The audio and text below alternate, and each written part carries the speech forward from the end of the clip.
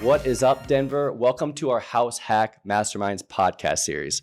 My name is Ben, your host, and one thing you'll mention is somebody's missing today. The answer is it's Jeff. So, as you know, with rentals, things happen and come up. Well, that happened. Jeff is currently working on a flooding situation at one of his rentals, so we're doing it solo. So I'm really excited about our podcast today. So if you look back at the past 12, 13 episodes we've done, a majority of them, all of the guests have their systems in place, and we're discussing how the systems are going and how everything is going. Well, what's really cool about this one is one of our guests just recently closed and put their listing on and just went live Monday. And so it's going to be really cool listening to see how the whole setup process is going because he's in the middle of it and experiencing it all. And our next guest just actually is in the process of closing on their house hack. So it's going to be a very exciting episode. But before I dive into it, I want you to mark a couple things on your calendar. We have our all new all-day house hacking summit that will be March 25th. Details in the show notes. Go in there and RSVP. Second thing is we have a 6-week webinar series starting February 15th. Go in there and register for that as well. All right. Without further ado, let's get to our guests. All right. First guest is Rifaah Alkhamis. Rifaah is, I'll say, one of our OG house hackers. Originally connected with Charles Roberts and the team back in the day and attended every real estate investing class he could. And fast forward 4 years, in the process of closing on your third house hack. That is correct. Yeah. Yes. And next guest is Kevin Czura. Kevin just closed on your first house hack, and it is a new build townhome. One of the townhomes we hear all about, 3 stories with some sort of separate income suite that you're renting out as a short-term rental. That's correct. Awesome.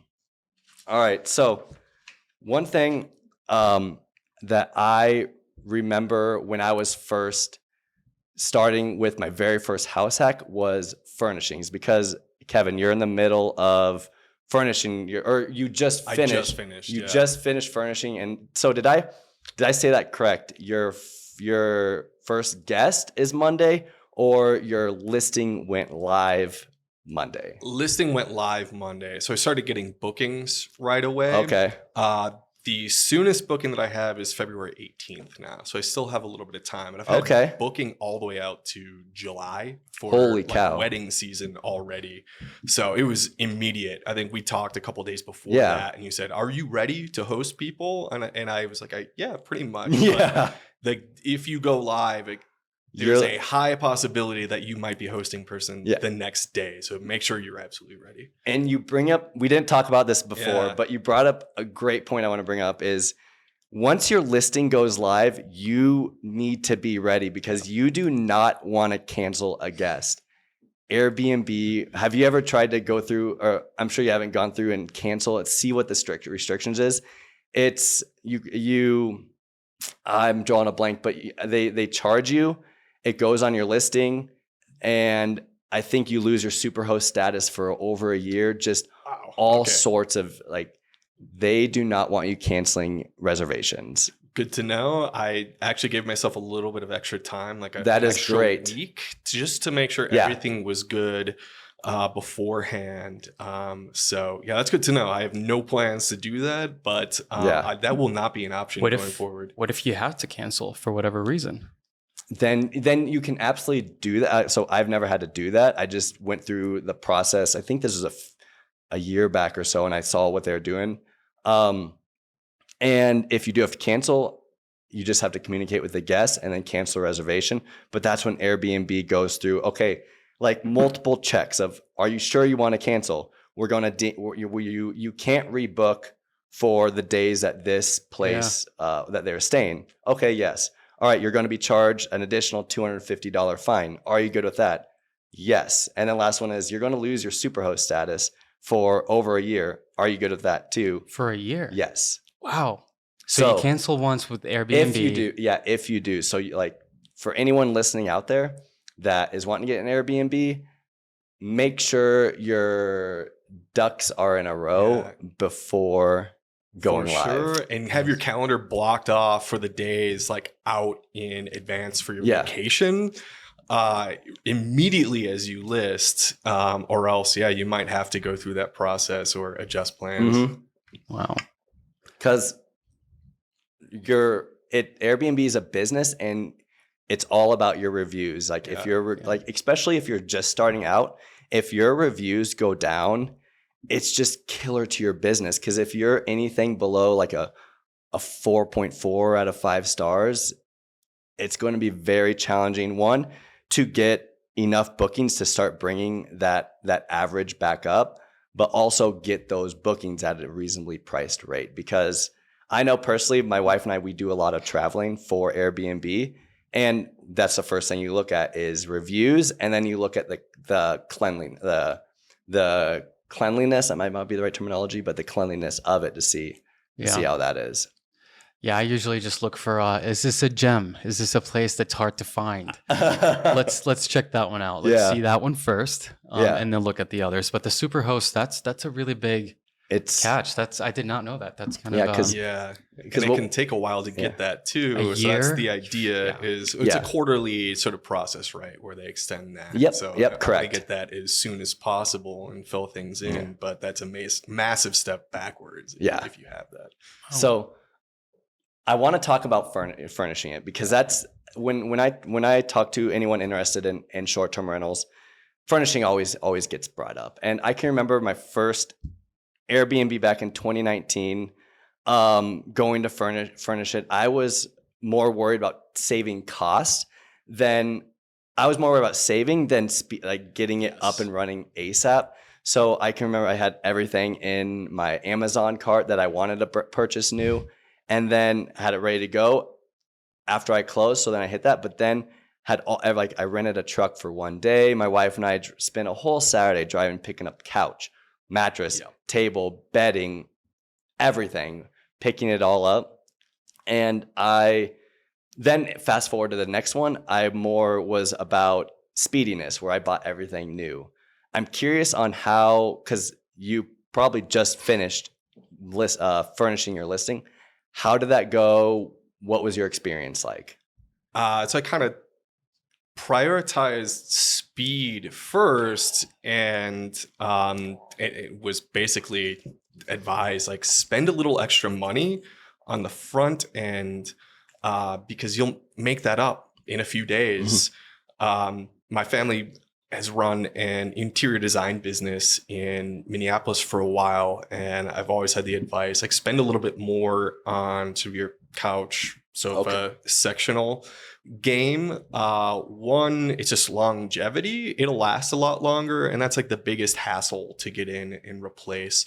Two, if you buy new and you get delivery, that in conjunction with sort of these secondhand demo or like return mattress dealers that do delivery, which are required by law to go through a like disinfecting process. So it's not like you're buying from a random person off Facebook Marketplace. You get an insane discount, and a lot of times nobody has even like been on the mattress. It just sat against a wall in a showroom. But spending a little bit more money on that to get delivery on those items to speed everything up, it was massive. Because how much time did you spend driving around picking up all that stuff? It took the whole Saturday. It was a Saturday in the summer when all of our friends were out having happy hour drinks, and we were driving in a truck picking up stuff for our short-term rental. But it was worth it. But speed and time is a very valuable thing that can get overlooked, whatever it is. But all the big things that I had lined up, including timing like mattress or not mattress, the bed frames, which are I always go through Amazon for that. Yeah. They're like very good quality. You time all the big stuff to come in one day. And as stuff is coming in, you have people bringing it into your place. And it was especially important for me with a 3-story townhome to make sure that people were willing to carry big stuff up throughout the day. It really paid off. And the other thing too is going through American Furniture Warehouse, capitalized on a sale, which was nice. The big thing about delivery there was they have a service that if somebody nicks your wall or impacts the wall, just destroys the anything in the place, they'll send out somebody to go fix it.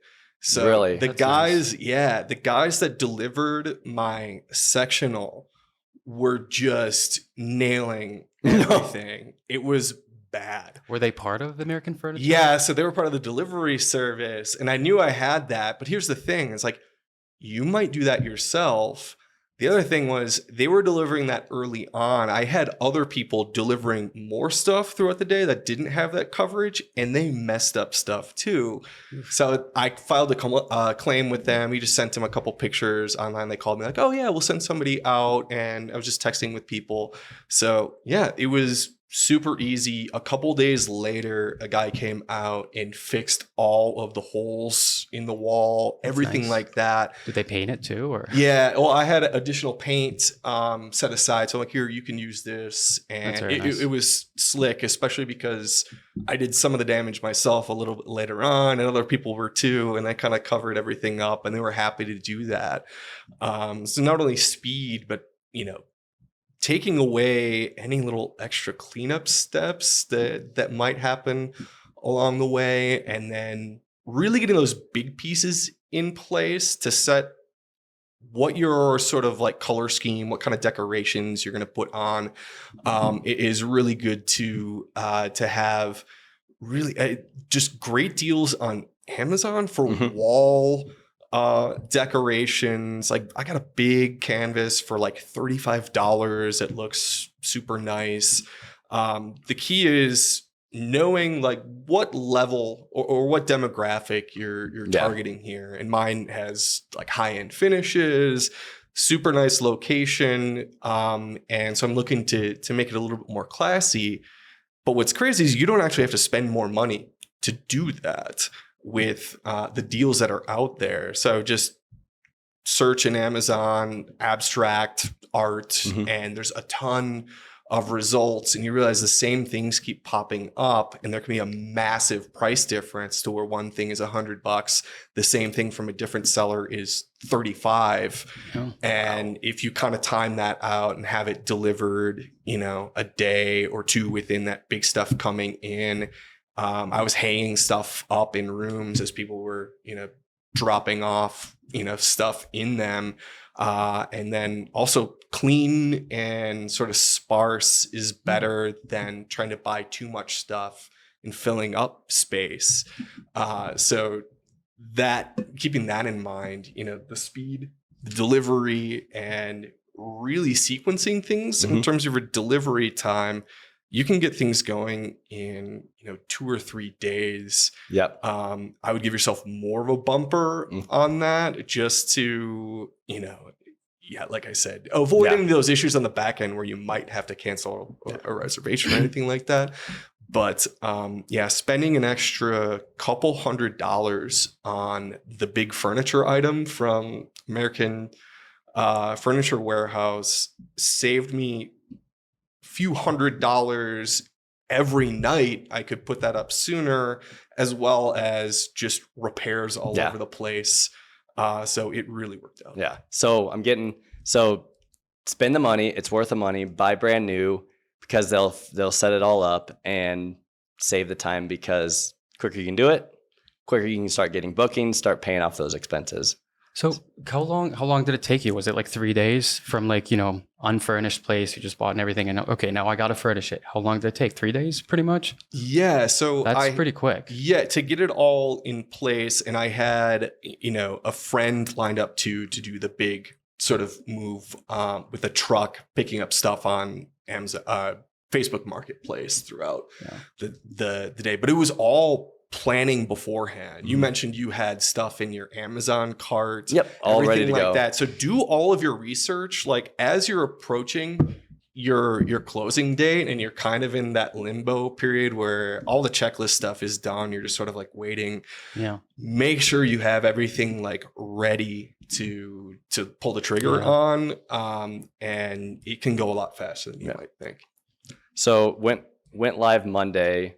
What's your outlook look right now? Because right now we're recording in February. Yep. A little bit slower season, starting to get back in, coming close to spring. But like, how's the pricing looking? How's the outlook? So first bookings, which I put a price at $220 a night.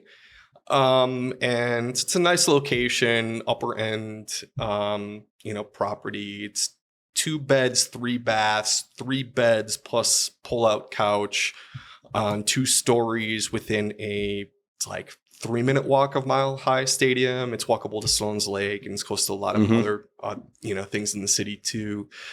I was getting bookings out in like March, April, even like out into July. People were saying we're coming in for weddings and messaging me about early check-in and stuff like that, which I'm like happy to accommodate. Nothing was coming through for February at all. So what I did was switch on the smart pricing within the Airbnb app after like 2 days. And immediately I got a booking for February 18th.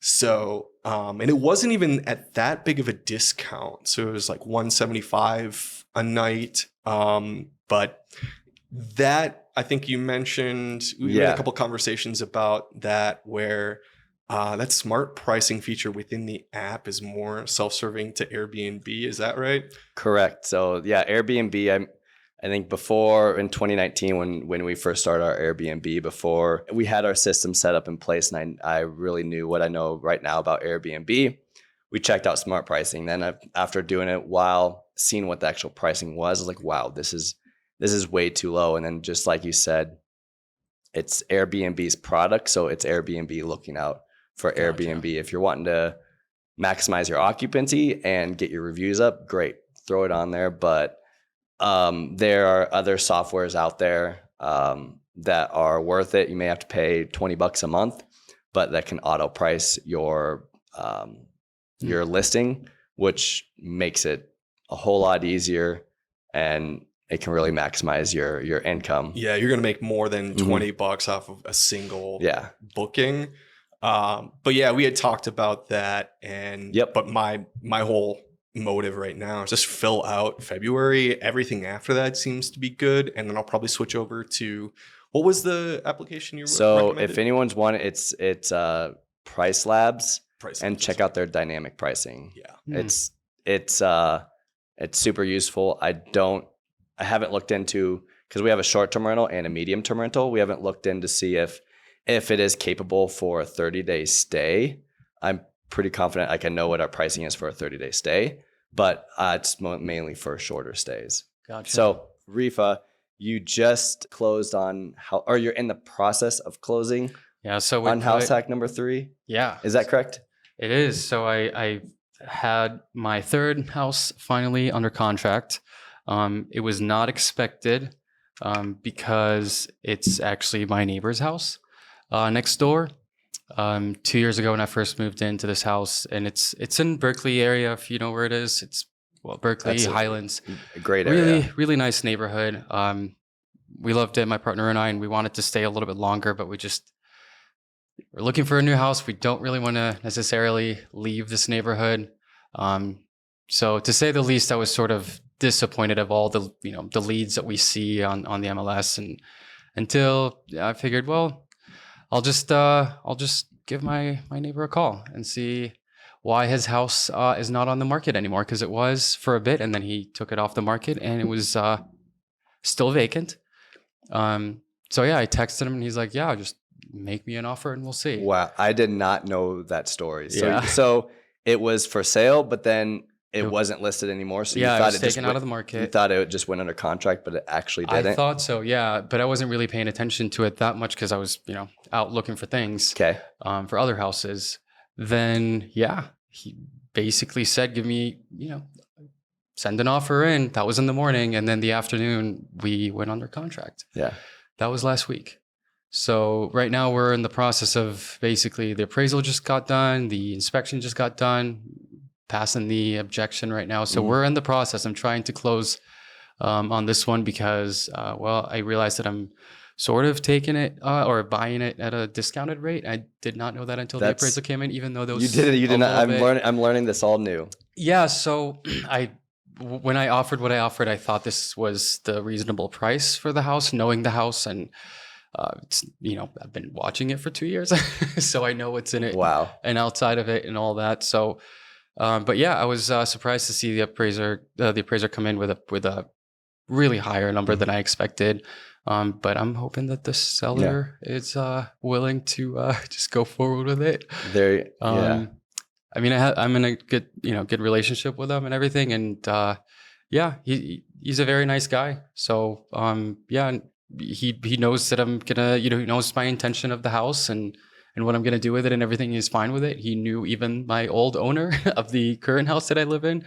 So yeah, I guess it pays to just be nice and talk to people and just kind of get to know your neighbors sometimes. Yeah. I don't know, not for this particular reason, but that's just nice to have, but in general. So going through it right now, we'll see how that goes. It is sort of a struggle at this point, just because, we'd have to rent out the current house right away and move into this house that definitely needs some repairs. I would consider them serious repairs, but a lot of the experienced, house flippers or people that model homes, I guess, often they would say, it's just because cosmetics, you don't have to worry about that. But to me, I moved into a cosmetic one 2 years ago, and I got into the process of like, okay, well, as long as I can live in, one room or a little area and then kind of fix the rest of it slowly. And that's what I did over time with the current one. And now it's listed for rent. So as soon as we can rent the current house, we're moving into the next door, which I do like the layout a lot more, and I like a lot of things about it a lot more. So you said that made me that just brought a flashback of when I was transitioning from one house hack to the other house hack. There's one thing that I looked over the whole process of. There's a lot of moving parts because you're trying to balance your closing date at the same time as then you're going to list your property and you're doing showings at the same time. Yes. And so trying to time the lease sign date of what for your current place you're living in and then your closing date, and like finding that right balance. And absolutely. I'm not sure. I don't know yet what you did, but I can tell for us, we cut it a little close because our closing date got pushed out. And we had a lease being signed. Let's say it was on, I don't remember the exact dates, but we were closing on a Monday and they were getting ready to go in on that Friday. But then our closing date got pushed back a couple weeks. We're like, crap, are we going to be homeless or what's going to happen? So in my case, the closing date is actually in my favor to be extended if possible. Okay. And luckily the seller is pretty comfortable with that. They took it off the market to begin with. The place was vacant for over a decade. So there was a lot of things in there, but they took care of it very, very well. Like I've been seeing people coming over every month at least to take care of the outside of it and the inside. So yes, it was vacant for a long time, but there were people coming in, I wouldn't say monthly, but very regularly to go and check in the place and make sure that it's, in good sound condition and all that. So I wasn't worried about it. I was going into this house knowing that, this is going to be a catch and I can't believe that I found it. That sort of thing. So it's still, it's still Highlands, Berkeley area. So it's kind of expensive. But the numbers worked out. So then if the numbers work out, that's kind of what matters. So you mentioned numbers. So are you renting it out the house as a whole, or are you renting out each individual room? So the goal is so currently I have so the house that I'm living in right now, there's that one is up listed for rent. And there are like 7 showing appointments scheduled for that already. I was shocked.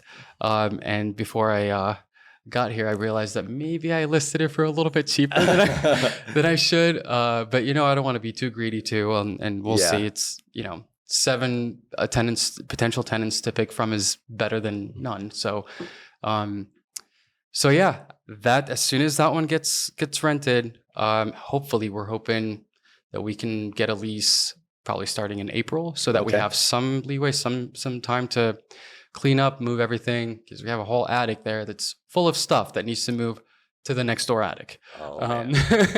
So lots of stuff. I mean, it's probably going to be one of the easiest moves, moving next door, just kind of putting everything in a plastic box, dumping it, taking the box back, sort of thing. But it could be also the worst. I don't know. I've never done a next door move before. Actually, that's a lie. I've done that a long time ago, over a decade ago in Boulder. So, and it was across the street, but I was a student and I didn't have a lot of stuff. It was only a bedroom. So this time it's a whole house with an attic. So we'll see. Less is better when it comes to moves. So keep that in mind when you're going to whenever the next one is come up, the less is better when moving, because it just makes the move that much easier and less stressful. And plus, I mean, so now that that I'm doing it every 2 years or so, I just go through the purging cycle. Marie Kondo, bless her soul. So when you're listing your place and you're showing tenants, are you having everyone show at once and like doing group showings, or are you giving anyone individual blocks? Yeah, everybody has their own 30-minute time slot that they can book, and I'll meet them. And I've actually, so Google Calendars came up with this new add-on tool that you can pay for, but it's, I think, free for the first 2 weeks to basically auto schedule time slots, which is awesome because I used to use Calendarly or something like that. Yep. Yeah. But this one is much better because it's embedded in there and it's streamlined nicer. So yeah, it's working out pretty good. But yeah, we'll see. I'm hoping that I don't have to pay for it. In 2 weeks, it'll be already rented, or at least have a lease signed. So, but yeah. Yeah. I remember back in 2016, when I was filling my first house, this was back in Nebraska, I started doing the blocking and noticed it was probably a 1 out of 5 showing rate. And so I went to do, on the weekends, I did open houses. And then when scheduling people, I actually scheduled multiple people on the same day, because it did a couple things. It saved my time if someone didn't show. But then it also, if 2 people showed at once, great, that's fine, because then that creates competition. And I know if you're walking to see a rental and someone else is walking, kind of creates a little bit of competition and eagerness to get a lease signed and get more applications in. Yeah, the open house idea would be a great one, except that we live in the house right now, I guess. So I think the time slots would work best. I do have another vacancy in a different house that I'm probably going to consider that, because it's going a little bit slow since it's a basement apartment. Yeah. In Arvada, and I'm not sure if people are interested in that more than Berkeley. Yeah. So I was going to say the shotgun showing approach is pretty standard when I lived in New York a couple years ago. Another unintended consequence of that, which is actually good for you, is that people will try to see the place sooner and offer you more for it when they know those showings are happening. Hope. So that's how I got my place before I left. I had a nice 2-bedroom rent-controlled place that I would have had no, shot at getting had I not sort of maneuvered and networked to find the people that were actually putting it up. So yeah, I'm probably gonna consider that. I mean, it literally just the listing just went live 3 days ago. So and I'm surprised that there's 7 of them. That's why I feel like I should probably raise it up. But maybe. Yeah. What were you listing them at? Like what? How much? Yeah. Oh, 3,300. Okay. Yeah. Okay. So that's good. I thought it was expensive. Yeah. But you're not doing bad though. Yeah. No, that's really good. I mean, I definitely done my research as far as seeing the comps and what the rent goes for in that area, and I thought, okay, it's probably like around 3,000. Yep. So I And you're listed during it the at slower season as well, like less people. Yeah, that's why I'm still shocked. That's good. I mean, yeah, it is. I hope the same would work for the other one, but Yeah. you can only hope. Yeah. But yeah. Well, awesome. Well, Rifaah, Kevin, thanks again for coming in. I know during the work week you made it in. I appreciate it. I had a great time talking with both of you. For anyone listening, make sure one more time to mark March 25th on your calendar for the summit. And details will be in the show notes. And again, Kevin, Rifaah, thanks again for coming in. Absolutely. Cheers. Cheers.